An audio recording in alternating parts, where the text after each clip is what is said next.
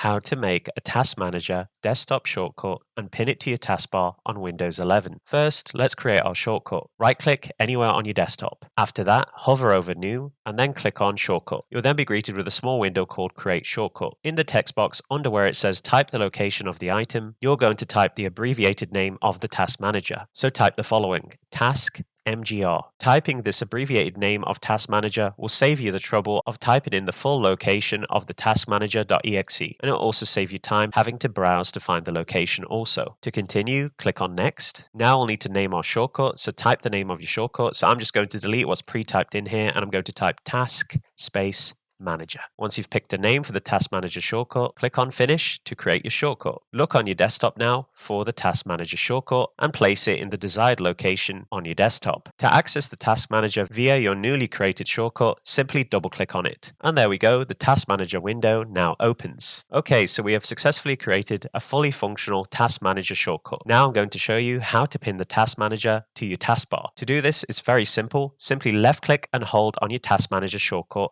and drag it to the bottom of your taskbar and let go. And as you can see, the Task Manager icon has now been pinned to the taskbar. To access the Task Manager through your taskbar, just simply click on the icon and then the Task Manager window will then open.